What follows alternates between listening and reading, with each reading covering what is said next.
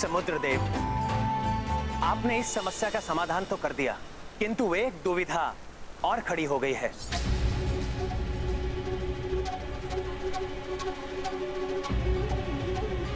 आप ही उसका समाधान कीजिए। अब कैसी दुविधा प्रभु? मैं इस ब्रह्मास्त्र का प्रयोग किस पर करूं? इसका संधान पूर्ण रूप से हो चुका है, और यदि ब्रह्मास्त्र का संधान एक बार पूर्ण रूप से हो गया तो उसे वापस लेना असंभव है।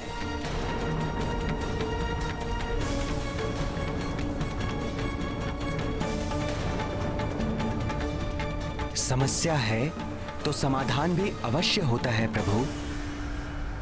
यहाँ से उत्तर दिशा में एक पवित्र स्थल है, द्रुमकुल्य।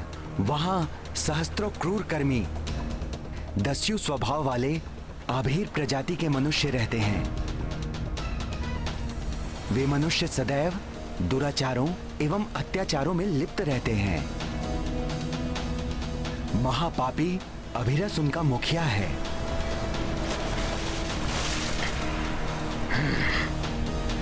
वे लुटेरे मनुष्य मेरा जल पीते हैं और उनके पापी स्पर्श से मैं बहुत व्यथित रहता हूं।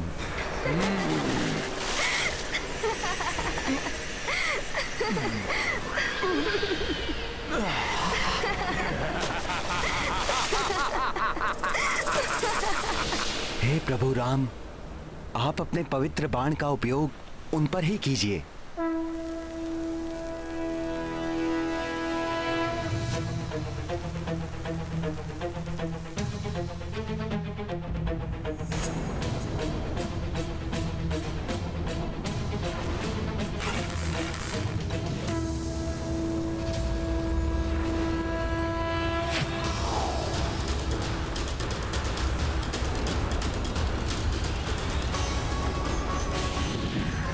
प्रभु श्री राम को तो बाण उत्तर दिशा की ओर चलाना चाहिए था, इन्होंने तो बाण को दक्षिण दिशा की ओर ही छोड़ दिया।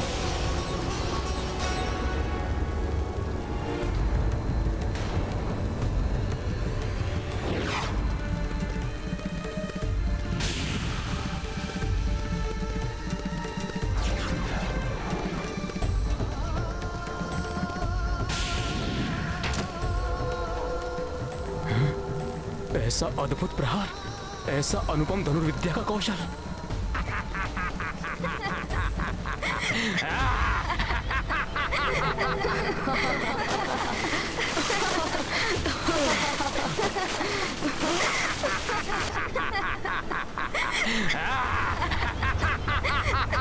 ये कैसी भयानक ध्वनि है?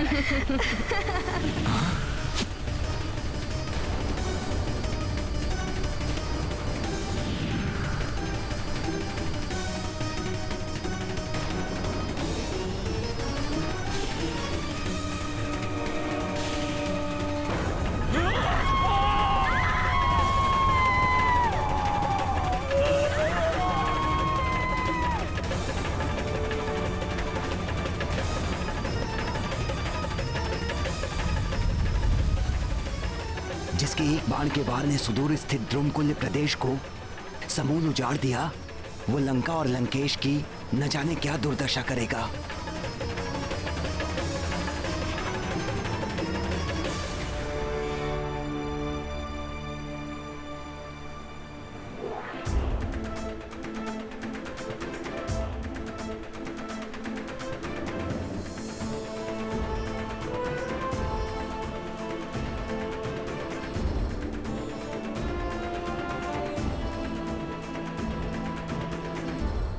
इस सागर का जल सूखने के कारण द्रुमकुल्य अब मरुस्थल के नाम से प्रसिद्ध होगा।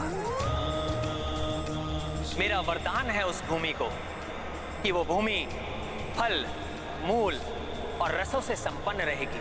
दुग्ध एवं घृत वहां अधिक मात्रा में उपलब्ध होगा और वहां का वातावरण सदैव सुगंधित एवं अनेक औषधियों से आप्लावित रहेगा। आपके पवित्र बाण का स्पर्श मात्र ही द्रुमकुल्य के लिए वरदान है प्रभु। इसी प्रकार आपके दर्शन होना मेरे लिए सर्वोत्तम वरदान है प्रभु। हे प्रभु ब्रह्मदेव, मुझे दर्शन देकर अपना वचन निभाएं और अपना वरदान प्रदान करें। आप जगत के सृष्टिकर्ता हैं, अपने वचन का मान रखना होगा आपको।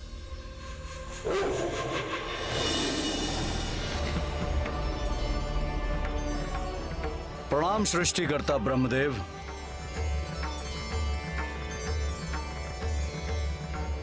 मुझे ज्ञात है वेगनाथ, मुझसे अपनी वचन पूर्ति के लिए तुम अमरता का वरदान चाहते, किंतु वत्स अमरता का वरदान किसी को भी नहीं दिया जा सकता। तुम कुछ और मांगो। नहीं ब्रह्मदेव, इसी के लिए तो मैंने देवी निकुंभला की पूजा की थी और पिताश्री ने निर्देश दिया है कि मुझे अमरता का वरदान प्राप्त करना है। लंकेश को तो स्वयं ज्ञात है कि अमरता का वरदान प्राप्त नहीं किया जा सकता। तुम अपनी मृत्यु को बाधित कर सकते हो। देवी निकुंभला की पूजा ढाल बनकर तुम्हारी मृत्यु को टाल सकती है।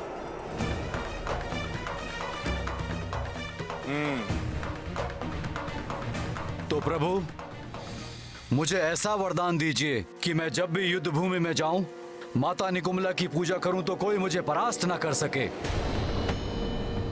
और हाँ प्रभु, और यदि किसी कारणवश मैं देवी निकुंभला की पूजा ना भी कर पाऊं, तो मेरी मृत्यु ऐसे व्यक्ति के हाथों हो जिसने 14 वर्षों से ना तो निद्रा ली हो, ना ही भोजन ग्रहण किया हो। तथा जय हो ब्रह्मदेव, आपकी सदैव जय हो। ब्रह्मदेव, जगत में ऐसा कोई व्यक्ति नहीं होगा जो 14 वर्षों से जागृत रहा हो। आपने ये वरदान देकर एक प्रकार से मुझे अमर बना दिया है। आपको कोटि कोटि धन्यवाद ब्रह्मदेव।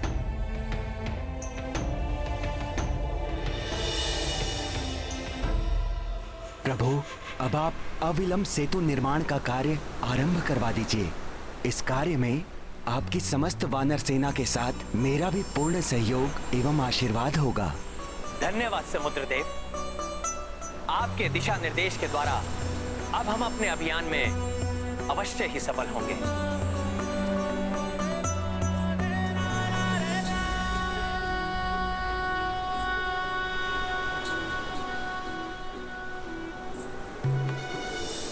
आपका मनोरथ सफल हो।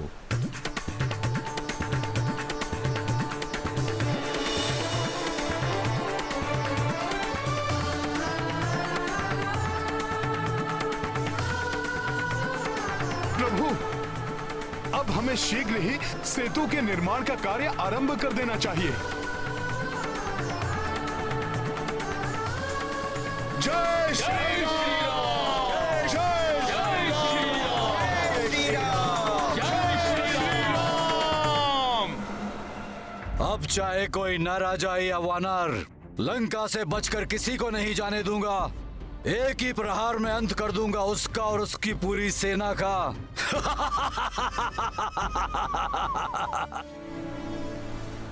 आज्ञा प्रभु। प्रिय नल, देव शिल्पी विश्वकर्मा, जिन्होंने सृष्टिकर्ता ब्रह्मदेव की सृष्टि रचाने में सहायता की थी, उन विश्वकर्मा के अंश पुत्र हो तुम। अब इस समुद्र में सेतु बांधने का उत्तरदायित्व तुम्हें निभाना है नल। मुझे विश्वास है कि तुम इस कार्य को पूर्ण सफलता के साथ संपन्न करोगे। प्रभु, ये तो मेरा सौभाग्य है जो प्रभु के कार्य में योगदान दे सकूंगा। मेरे पिता विश्वकर्मा के शिल्प कौशल, उनकी कृपा और आपके आशीर्वाद से इस विशाल सागर पर सेतु बांधने का कार्य मैं अवश्य संपन्न करूंगा।